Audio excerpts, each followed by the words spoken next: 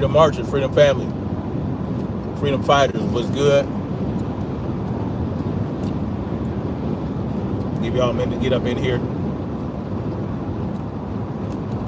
have this little discussion. Let me know y'all can hear me okay, please. Throw a 1 in the chat if you can hear me okay. You know what I mean?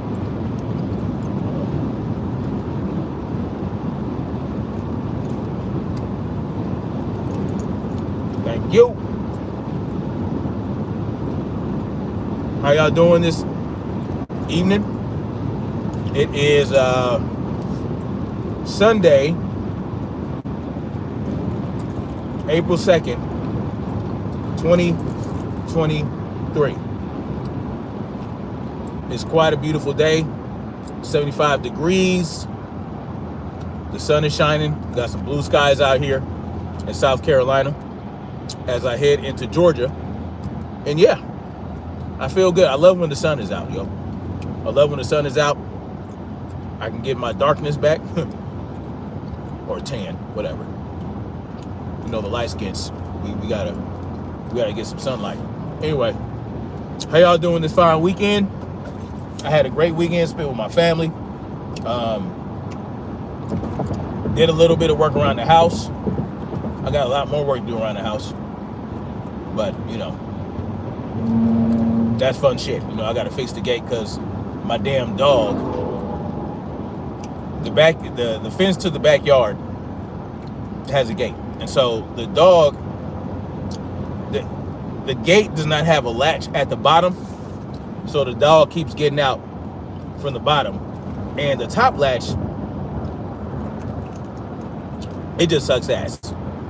Poor quality, so I gotta go ahead and replace that and get that cracking. What y'all do this weekend? Leave it in the comment section. Anyway, I kind of want to get into a little, you know, geology, so to speak, a little bit of oceanography, geological oceanography, because you know, this is something that I've talked about before, right? Stay in the left 3 lanes. I talked about this before in regards to primary water, right? Now, see, they are trying. Well, they were. I don't know what the deal is now. I mean, are they letting the cat out of the bag?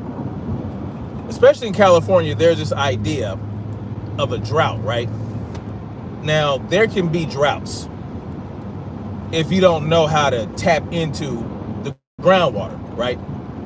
You know, in Africa, parts of Africa, you know, you can go a whole 6 months without any rain and all that good shit, but the animals and the people that live there know how to find the water. Yeah, some animals struggle. They got to go to different, you know, watering holes and this, that, and the third. But that's part of, you know, that's part of life. That's part of life for wild animals. They have to go to where the water is. And so, of course, they don't know how to drill and find water, and a lot of these animals don't know how to dig far enough or dig in the right spots. So they rely on the watering holes. But with the level of technology we human beings have, you know, there's no way that we should believe that a drought is really affecting us in that manner, right? California and other places where they say there's droughts, you know, they get a lot more rain than many other countries. And so, and the bottom line is groundwater is not necessarily replenished by rain, okay? You know, because again, there's water in the ground. There's primary water running underneath the ground, and there is ways to tap into it. Now, what they do in places like California is they put up a lot of these dams to stop water from going to certain places, to divert water to do all these things in the auspices of preventing floods, right? That's the whole point. And of course, it's really about controlling the flow of water, where it goes, who gets it, right? Because as much as they get on the residents about conserving water, they don't give a shit. They don't come at the country clubs and the businesses, right? The business parks where their grass is always green and pristine. Golf courses where the grass is always green and pristine, and it has to be for you to, So, I mean, we know they're full of shit. It's all about coming down on the people, right? If you're not part of the elite class, that's just the bottom line to it. And they know that we live in a society now where 9 out of 10 people don't know how to find groundwater. They just don't know how to find groundwater. Like, I don't know how to find groundwater. Hell, that's something that I would like to learn. I mean, if I'm lost in the wilderness, I know how to find a river and all that other shit. But how do I tap into water in the ground if I can't make it to a river? Maybe I'm, maybe I twisted an ankle or something like that, and I have to do what I got, right? I can only move so many yards in a day, before I have to sit down and rest my ankle. These are things that are very valuable to know. And you can, especially in places where it's green, you got all these trees, they're getting water from somewhere, right? And it's not just the rain. You see, the rain helps, right? But we have to understand that rain doesn't disappear. Water doesn't disappear, right? It gets recycled back into the ground by evaporation. So we know that there's water in the air, even if these people, right, which we know they do, even if these people control the climate and they're pushing atmospheric cloud, they're pushing rain clouds in a certain direction to do a certain thing, right? Like California this year, or this winter. California had a lot of rain, a lot of snow, very cold, hail, and all that other shit. They had to get that weather system over there, right? Could it happen naturally? Yes, it has happened naturally in California, perhaps. But we know that these people have been manipulating the climate since at least World War I, okay? So these people have had the technology, which is very, apparently it doesn't take a lot, right? You can create rainstorms, using airplanes with simple particulates. We know this shit. And we know that they can also put shit in the sky that will create a high pressure system to prevent rain clouds from getting to it, like they do heavily in California. They do that heavily in California. They've even done that here in South Carolina, where, it was supposed to rain, right? And then a bunch of planes fly around and you see all these streaks in the sky, and then it doesn't rain, but you still get the clearing winds, right? You still get all the clearing winds that typically come after rain. And, it really doesn't make any sense. We know what they're doing.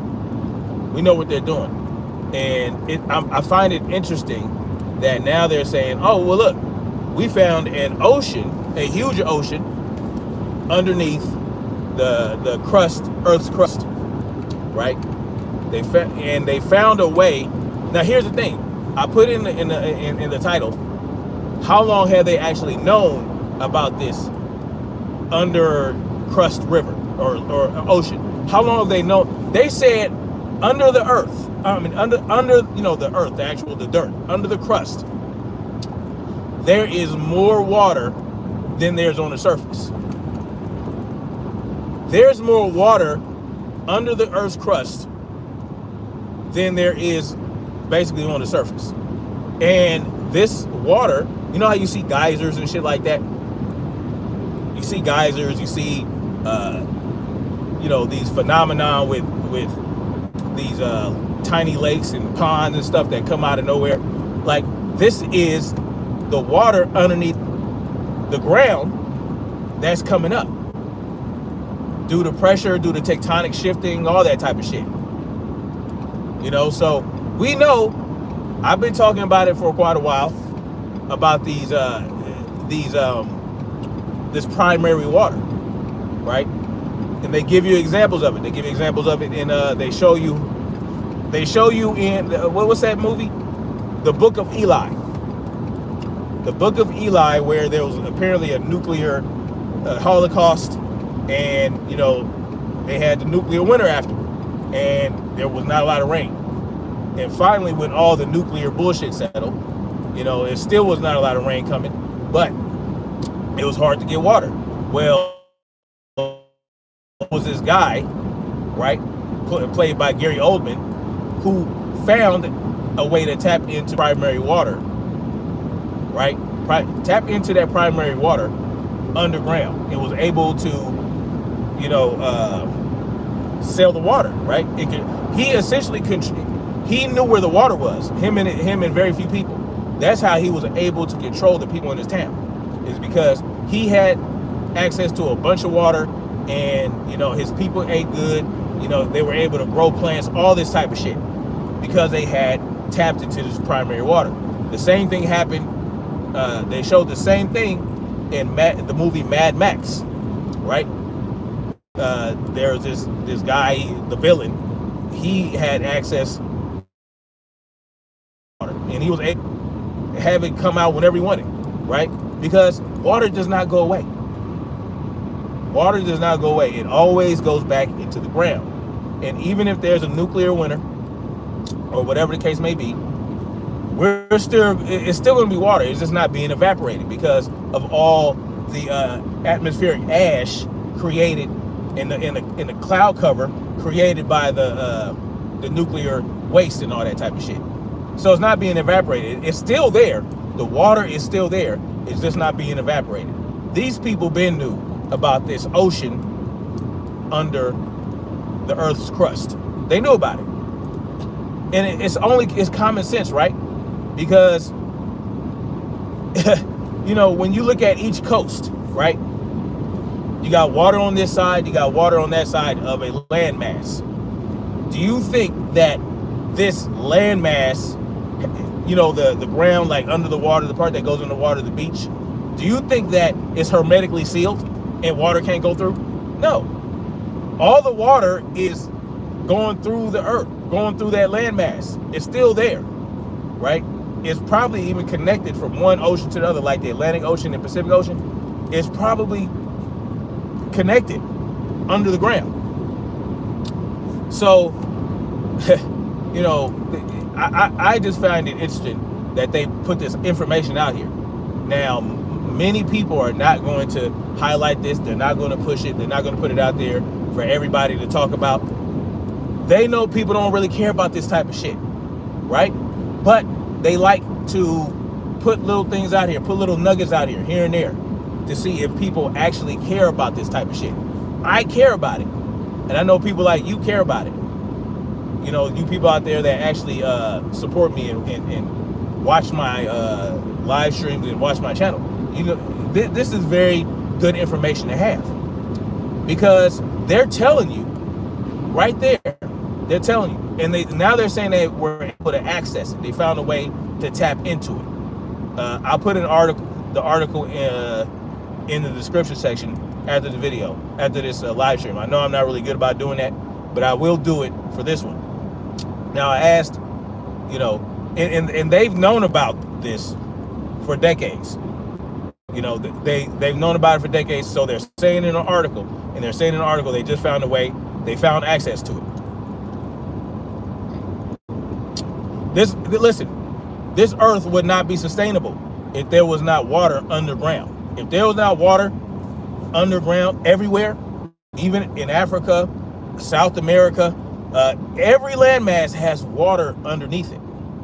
You know what I'm saying? It's just you gotta know how to access it. And you know, there's aquifers and you know, underground reservoirs and that type of shit. And they were talking about these crystals or something, these minerals that hold the water, right?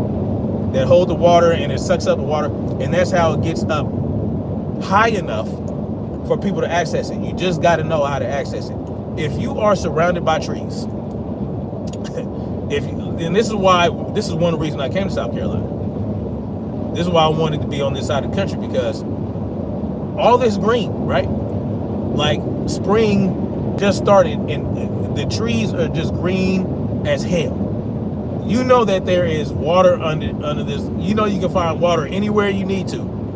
You can be at any point probably in this entire state and find access to groundwater. And you might not even have to, because you have all the water on the surface. You just gotta filter it out. You gotta make sure that, you gotta filter it out really good, So, I don't know. I just thought it was very interesting that they are talking about this, because this is actually good news. This is good news that, because you know how they're talking about, oh, there are going to be wars over water and that type of shit. Well, if you have any knowledge of this, then you don't have to participate in that war. You can just find your own goddamn groundwater. And what's even more interesting is that all this rain and shit they getting in California has filled all these reservoirs they had. Listen, this idea of the drought, listen, this bullshit. This bullshit. Like I said, even in Africa, where parts of Africa where you don't get a lot of rain at all, you might get 2 or 3 months worth of rain, and the rest of the year you ain't getting no rain. Well, guess what? They can still find water in Africa, in the middle of the landmass. I'm talking about right in the middle. I'm not talking about near the coast. I'm talking about right in the middle. No fucking rain for months, and they can still find water. The cactus, all that. Even in the West Coast, over in the United States, where it's just barren desert, the cactuses, the cacti, they're full of water. Like, how do you think that happens? Because they have adapted and evolved to get deep down in the ground and get that water. So, water is a precious resource, but it's not really a finite resource, right? It's not really a finite resource unless the atmosphere, right? The atmosphere, unless it like disappears and goes away. Okay, then it ain't even gonna matter, because we won't even survive that. So if somehow we lost our atmosphere, or what's that thing outside? Is that the atmosphere? Yeah, if we lost our atmosphere somehow, and that magnetic field disappeared and all that type of shit, I mean, it's a wrap anyway. So as long as we're on this earth, as long as we have trees and wildlife and plants that are thriving, we can thrive as a people. But you know what the difference is between us and the wildlife, the fauna and the flora? Is they are self-sufficient, right? They don't have governments. Hello? Wildlife don't have governments to dictate to them what they can and can't do, right? They have to survive. They have to survive on their own wit, on their own grit. They have to survive on their own instincts. You know what I mean? No one tells them what to do, right? They just do the things they need to do to survive in this world. And they can do that as long as they have access to water. As long as they have access to water, they good to go. They don't need governing bodies. They don't need people telling them, you know what I'm saying? They don't even need to read a book. You never noticed that? Animals come out of the womb, certain animals, they're walking almost goddamn immediately. They're walking almost immediately as they come out. They're learning how to, if they're a predator, they're learning how to hunt, you know what I'm saying, at a very early age, right? Yeah, they have shorter lifespans, but think about the life of wildlife. Think about that. The only things that they have dictating what they're doing is when they're babies, or when they're cubs or puppies or whatever, and their parents, not even both parents, sometimes it's just the mother, Some cases it's just the father or the the sire. They give them a little guidance, and then they push their ass out on their own. They don't even, you know what I'm saying? After their younglings are going and they go off on their own, and they demonstrate that they can survive. That's it. They're on their own. Very few animals live in like families like humans do, where you got the mama and the daddy, they stay together forever, and then they raise you and you go to their house for Sunday dinner when they're adults. When your kids grow up, they still contact you, they still come visit. No, that don't work in wildlife. Okay? Very few animals like lions, penguins. Y'all know what I'm talking about. Y'all know what I'm talking about. But like I said, as long as there's wildlife, as long as you see trees, as long as you see animals, there's water somewhere. There's water, even in the desert. You just got to be more diligent. You got to, there are ways to find it. And that's something very interesting. That'll be a very interesting type of class. Like, how do you find water if you're stranded? You know what I'm saying? That's something. See, these are the type of things that we should be teaching our children at an early age, right? Like, if you're going to send your kids to school, they should be learning this type of shit in school, or they should be learning it from you. And like I said, I don't necessarily know how to tap into groundwater if there's no body of water nearby that I can filter and drink from. So that's something that I need to learn. But again, I live in a place where that's not really necessary, because we get a lot of rain, we got a lot of water, we got a lot of bodies of water, we got a lot of lakes, rivers, ponds that we could actually get water from. Again, you just have to be careful about drinking it. You got to filter it out. You got to go through a purification process. But after that, hell, if you know how to do that, and you can do that with crude objects that you find in the wilderness, gravity filters. You can create a gravity filter. You can do there's a lot of things you can do. You can boil the water. You can, there's so much you can do to gain access to water. And yeah, this isn't like a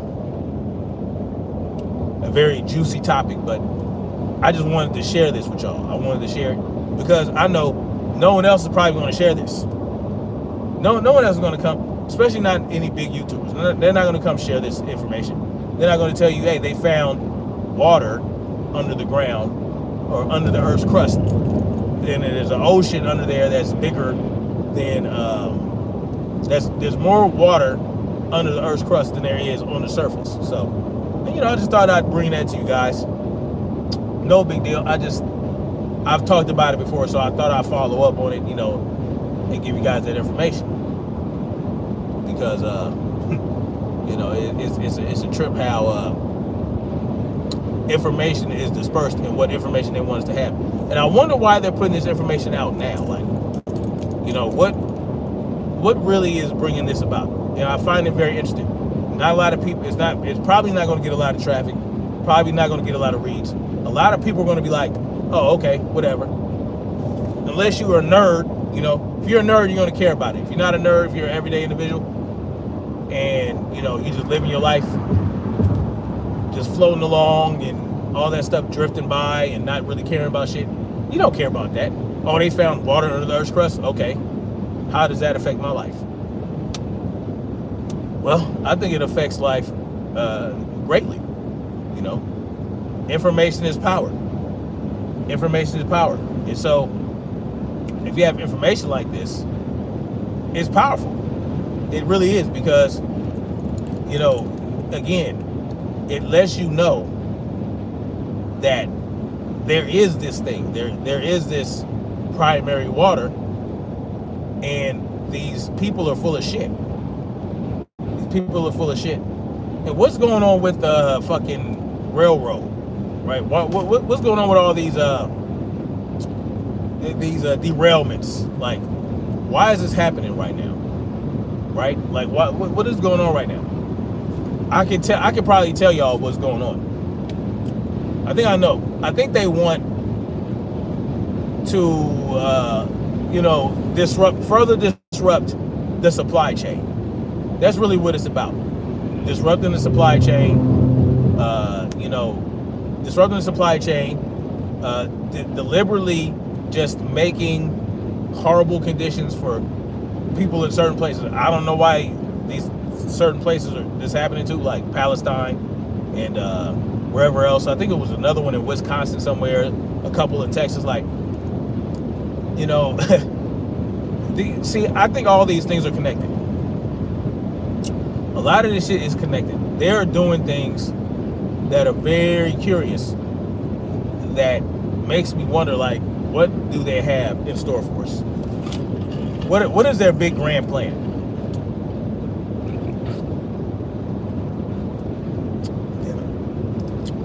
I mean, we know about Agenda 2020, and wait, was it 2020? Well, that one flew by. Agenda 2030 and all these things where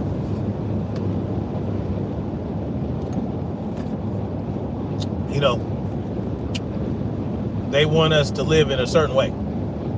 The mega cities, the 15-minute cities, the smart cities. Like, we know what's up, man. But my question is, how far are they going to go? How far are they willing to go to drive us into these mega cities? Because you know what they want to do? They want to rewild. They want to rewild the country.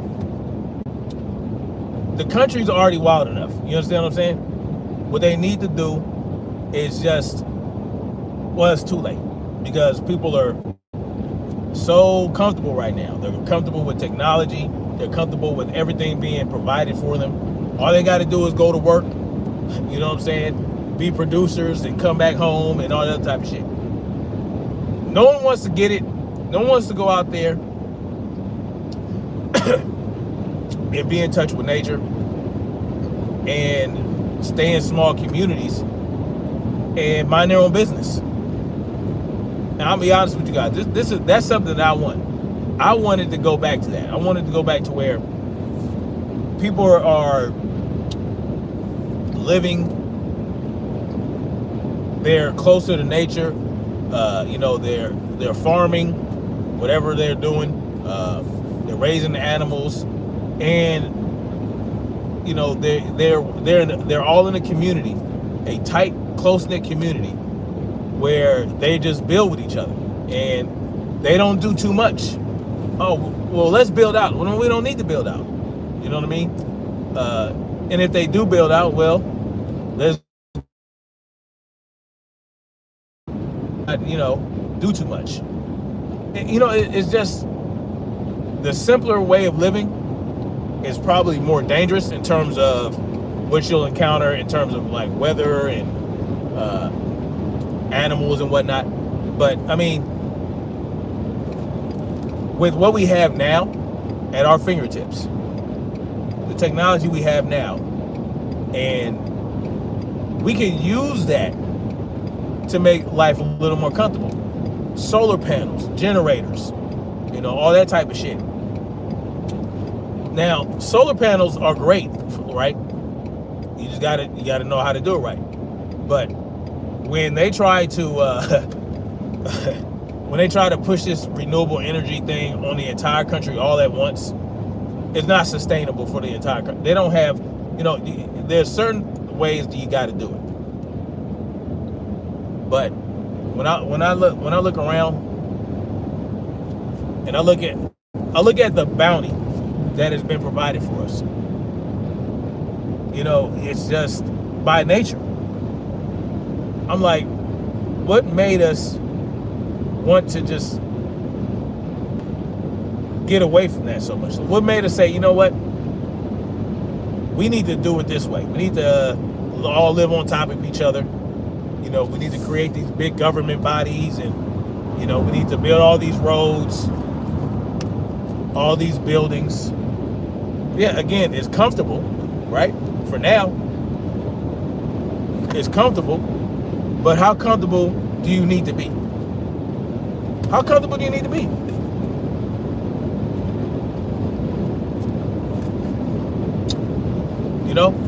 I mean,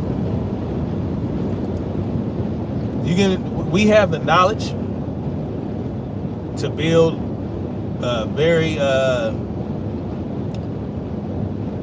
very simple buildings to live in, all that type of shit. Fishing, hunting, we already do that. People already do that. As a matter of fact, there's a lot of people that actually live that way, where all they do is hunt and fish. They own their property. They don't need to work. They might have chickens. They might have a little farm. They might have goats and sheep and all this other stuff. And it's sustaining their lifestyle.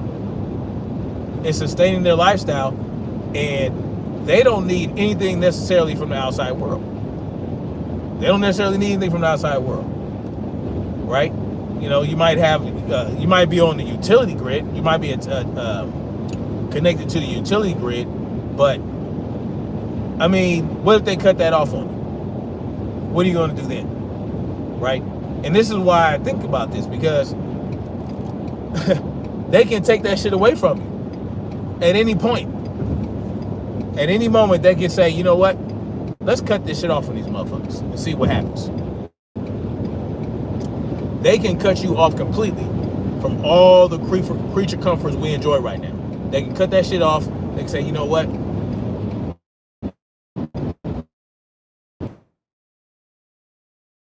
Electrical grid. And then boom, your shit's done. This is why I say that, right? Most people would not survive. They would not be equipped to deal with it. But again, we can also use certain items, we can also use certain creature comforts to where, okay, if they do cut us off from the grid, well, guess what? We got this generator, we got these solar panels, and we got these batteries. We can power the whole house. We just gotta kind of ration it. We can't leave the power on that all day. We'll leave the power off during the daytime, and then we'll run the power at night if it's cold, right? But if it's, during the winter, we'll have to do something else. We might have to make sure we store up fuel, firewood, store up firewood and all that type of shit. These are things that we should be thinking about, because again, that shit can be taken away from us at any.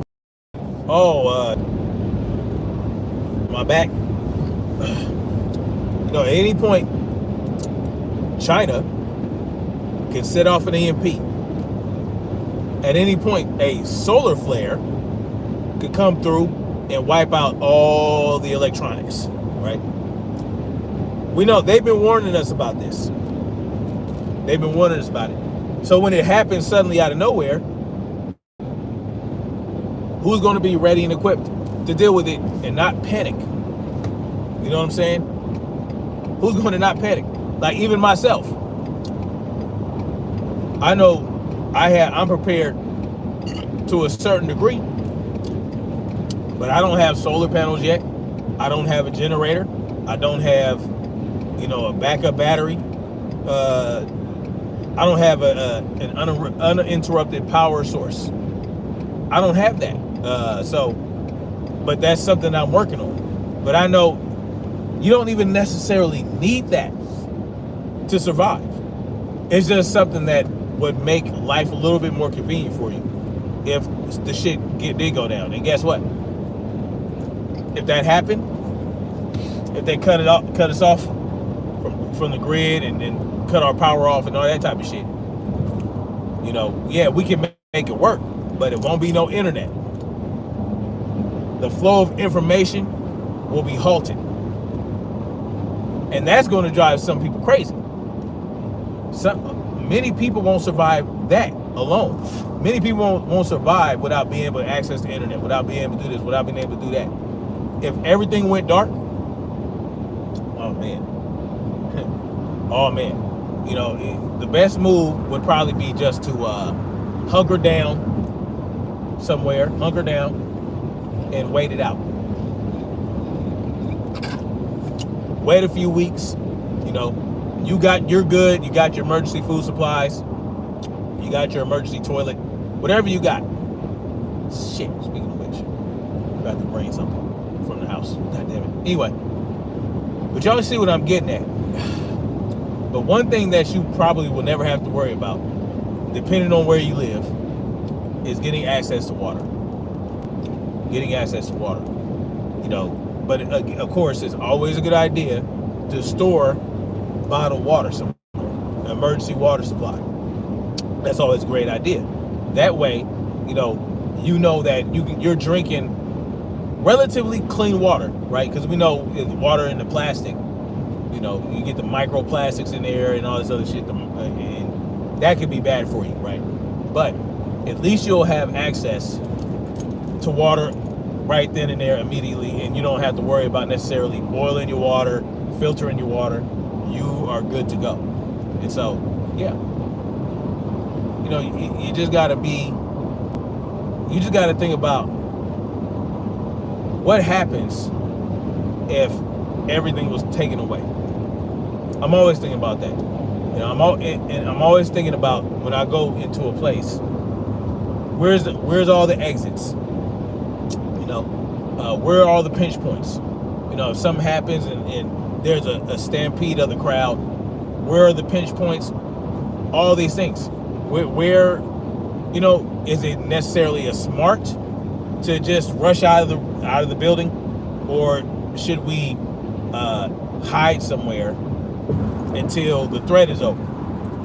Because like today, I went to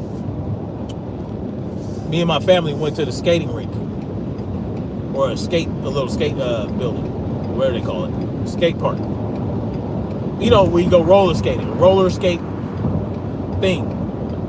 And there was a sign. There was a sign on the door that said,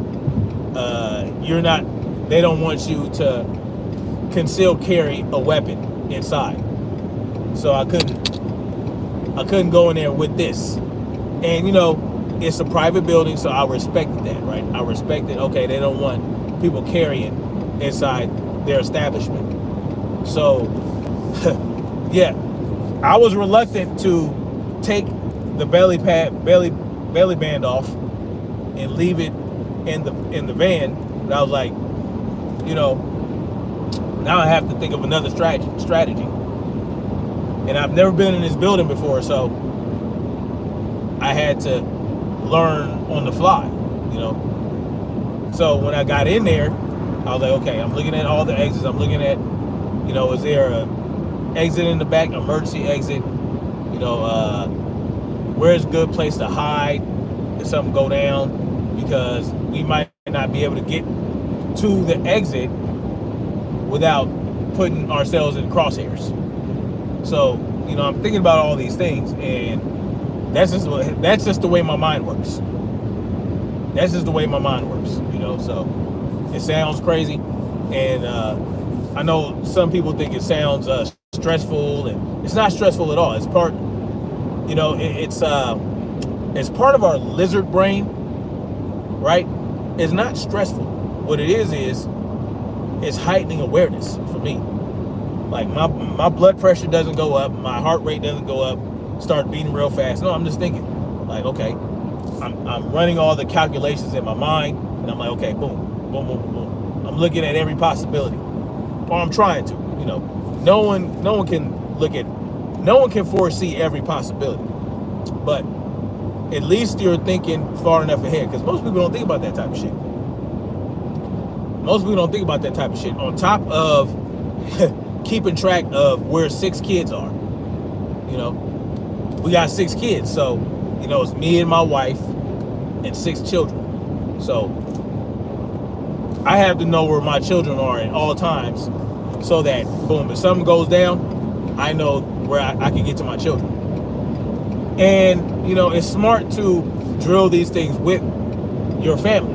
It's smart to do that. It's smart to say, hey, something happens, meet over here. A rallying point, a rendezvous point.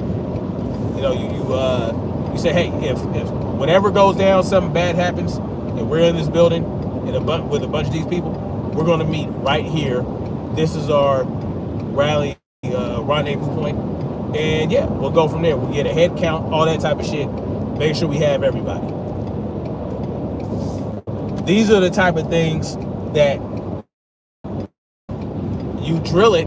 Of course, you can't drill it right physically right there at the skate park. You know, because you're gonna look crazy. You know, you and your family running around doing all this silly shit. That's what they're.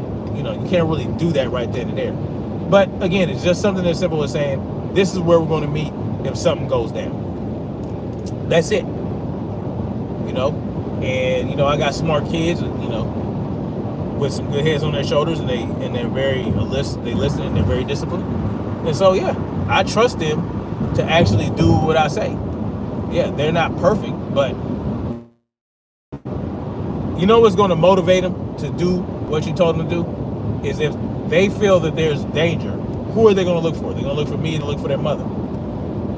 And they know that I'm going to be where they told me to, where I told them to meet me. And so they're going to go there, right? Because they look at me as a protector.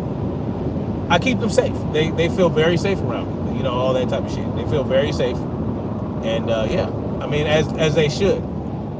You should provide that safe space for your children. Period. That's your job. And it's also your job to ensure that they know what to do if some shit go down. Even when I'm not there.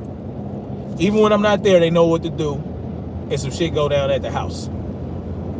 My wife is trained to use a firearm. You know, she's good to go. I need to start training my kids. I haven't done that yet, but that's something that needs to happen. But my wife knows what to do. She, you know, and she'll be equipped. She'll be well equipped to handle a threat. You know, and the hope is that hey, she can deal with it efficiently. But you know, shit happens sometimes, man. Y'all's got to be prepared for that. What happens when your plan fails? Do you have a backup plan? You know, how do you deal with loss if something happens? How do you help your children deal with loss? How do you help your wife deal with loss? And you know, this is something. Oh, there's a solar field right there. See, think about that type of shit.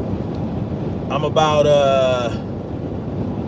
100 miles from the house, something like that. Right? I'm 100 miles from the house. It's a long distance, but I know roundabout where if some shit go down and I need, you know what I'm saying, and we're cut off from the grid and shit hits the fan and we know that power isn't coming back on anytime soon on the grid, I know where they got some solar panels at. I know we can get some solar panels. That's the type of shit that you can think about. You know, and unless there's an abandoned house somewhere and you think they're not coming back, hey, take their panels. You know what I'm saying? They might have a generator too. You know, they might be out of town. You know, these are things that you got to think about. You don't want to have to take your neighbor's panels or somebody, not even your neighbors. Go to another neighborhood. See if they got panels. I don't know. Generators, you know, that type of shit. Vehicles. Older vehicles that wouldn't be affected by an EMP. These are the type of things that you should be thinking about. And I don't have older vehicles. My oldest vehicle is from 2017. So what I plan to do is me and my sons, I want to rebuild a older vehicle with my sons. I want to get all the parts and just rebuild. Just rebuild a whole fucking vehicle. You know, maybe get a, not necessarily frame, maybe something with the body, and maybe it needs to, maybe the engine needs to be replaced, maybe a lot of parts need to be replaced. That's something I want to do with my sons. I want to rebuild an engine, rebuild a transmission, all that type of shit. That's the type of shit I want to learn. That type of shit. I know a little bit about vehicles. I know about cars. You know, I know enough to get around. You know, especially older vehicles. But I definitely want to. I definitely want to be able to rebuild an entire car. At least the parts that make it go, right? Not necessarily the body. You know what I'm saying? I also want to learn how to blacksmith. I want to learn how to, all that type of shit. And yeah, I'm 43 years old, and to me, that's still young. That's still young enough to learn a lot of shit. I figure I still got a good 20 or 30 years of learning new things. Physical, like learning how to build certain shit, learning how to, learning different trades. I feel like I got another 20 or 30 years or so, depending on how healthy I can stay, how fit I can be. If I keep myself fit, if I keep, I keep the inflammation down, the sickness down, if I can keep my blood pressure down, all these things. I might have to make certain adjustments in my diet, all this, whatever I got to do to stay as youthful as possible, to continue to learn as much as I can. That's what I want to do. That's what I want to do.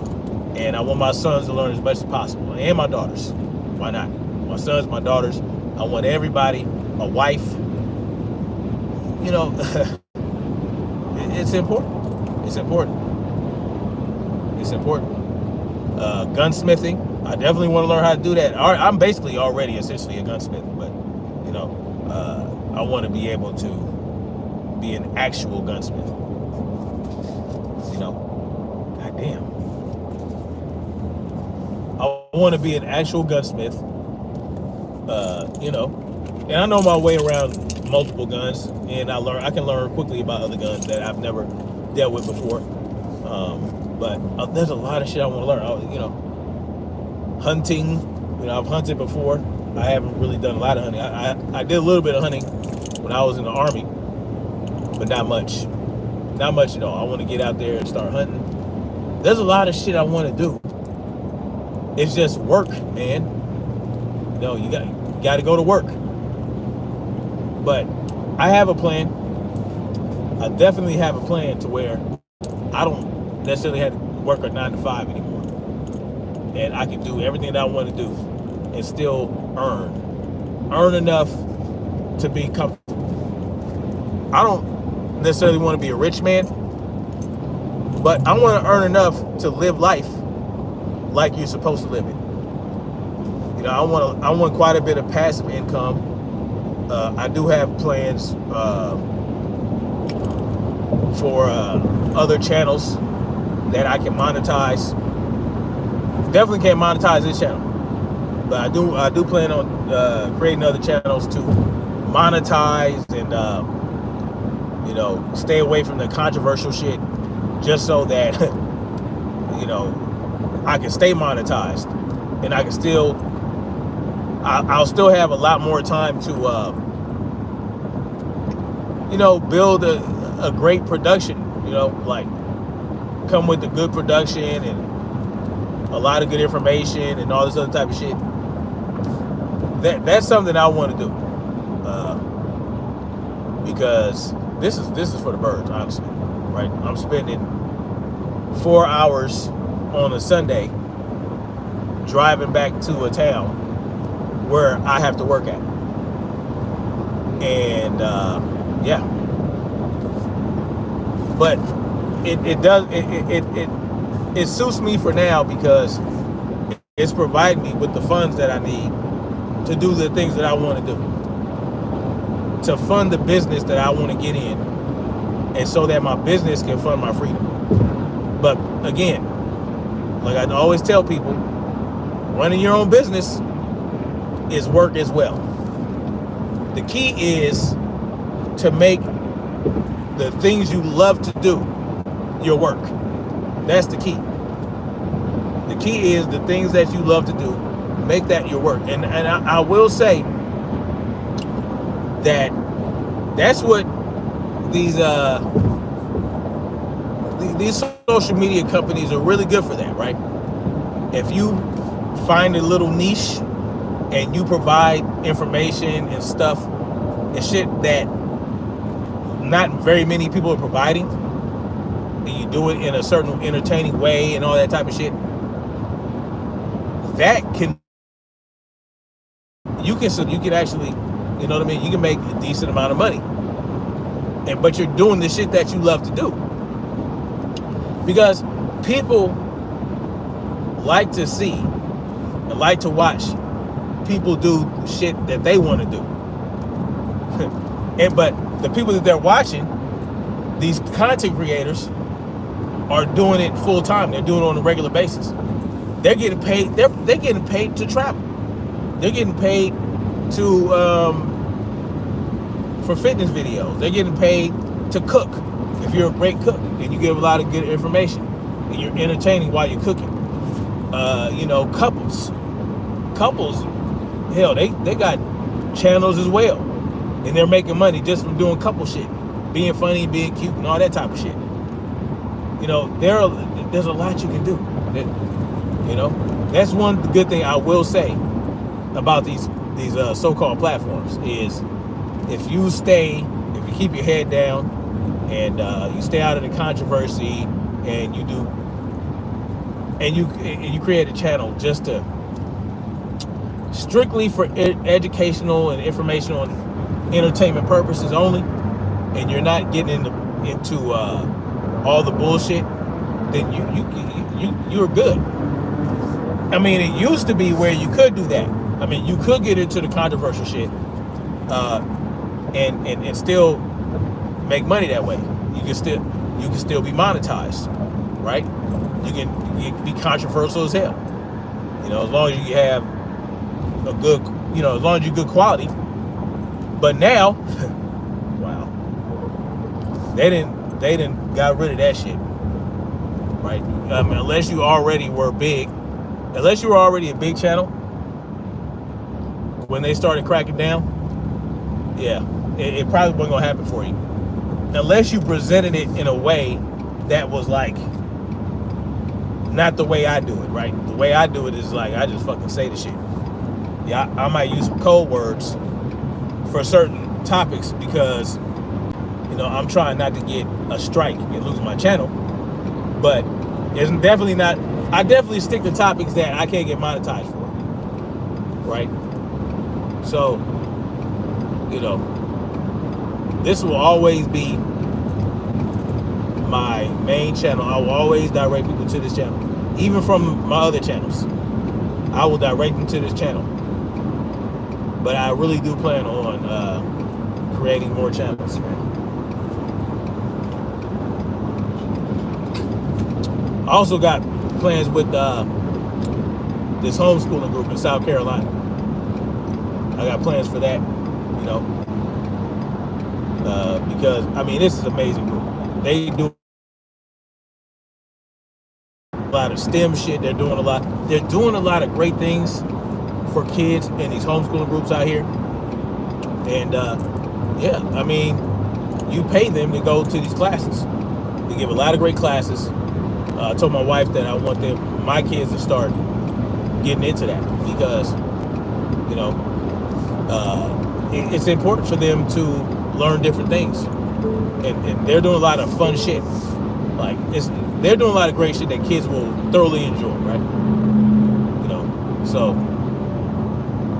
also, like I said, I plan on doing shit with that in regards to that, in terms of you know, like shop classes. I want to do shop classes, electrical shop classes for kids to learn how to do electrical work, you know, and also fitness classes for the kids, you know.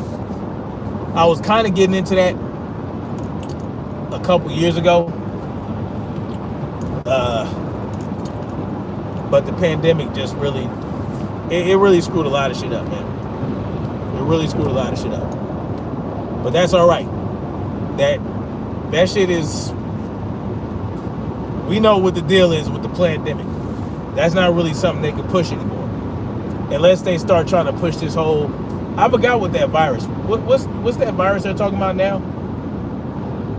There's not a new virus, but there's a virus that they're warning travelers about. I forgot what it's called. But, you know, it probably won't get anywhere. People are, fed up with the Modelo 19 bullshit. So it probably won't catch fire like it did, like that did. Like that really just opened up a lot of eyes, man. It opened up a lot of eyes. And what's interesting is, you know, what's interesting about that is they're still trying to get information about gain of function research. Rand Paul and them, they're still trying to get information. They still can't get information. They're trying to get information from these entities. I forgot where Fauci is part of, and they're just getting blown off. Right? They're just blowing these people off, man. It's kind of crazy how you know, there's supposed to be checks and balances. People are supposed to be held accountable, but you can't even get unredacted, compact. Because I forgot this guy's name that Rand Paul was talking to about getting this information about gain of function research, and he's like, yeah, we're going to give it to you when we compress it and manipulate it. Basically, he said that. And no, not bird flu. No, it was something else. Not bird flu. It was something else. I forgot what it was called. I'll have to look into it a little bit more, and then I'll probably do a video on it. But yeah, Rand Paul is trying to get information about gain of function research, and the guy's like, well, you know, because he said he talked to the guy in person, and that the guy was like, oh yeah, we'll get something to you. It never happened. So when Rand Paul asked him again, he's like, no, we're not going to do that. We're not going to give you shit. So he has him in front of Congress right now, and Rand Paul's like, yeah, you said you weren't going to give me the information. And he said, well, I'll give it to you. It just, you know, you gotta wait for it. We gotta compress it, and we gotta, you know, truncate the information so that it's some bullshit about easier to sift through. But the bottom line, okay, is that they ain't gonna tell us shit. We're never gonna know for sure if it came out of a lab, whatever. It's irrelevant. What we do know is that shit didn't hit. That shit didn't hit like they wanted it to. But they wanted you to think it hit like they wanted it. Like they wanted you to think it hit. You know, I think they're talking about 6-point-something million deaths. But we know what the real deal is. We know much and more of that is people who died from something else, but just so happened to have the thing within 28 days of their death. They died from a clear alternate cause, but it's still being attributed to that thing. So we know what's up, man. Anyway, I'm gonna get off this here live stream, man, and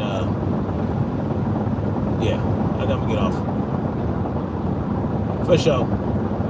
Oh, old head, or yeah, Ronin. Wait, is it old head now or Ronin 22? Yeah, Cinco Hay. It probably was. And by the way, we haven't heard much about the Cinco G in a minute. It's been a while since anybody talked about that. Very, very interesting, right? Very, very interesting. What I do know is, at least me, so that if you're leery or concerned about the 5G, right? The 5 and the G, you could always just turn it off on your phone. You just turn it off and it won't pick it up. If you have to get a phone that is 5G capable, you don't necessarily have to have that shit on. All right.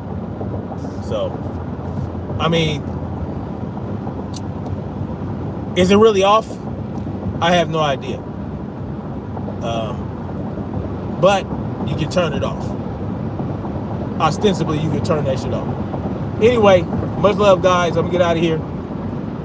I need to rest my voice for a little bit. And maybe I'll come on the last leg of my trip. Y'all know how I do. Much love, like, share, subscribe. We're going to keep marching forward toward freedom.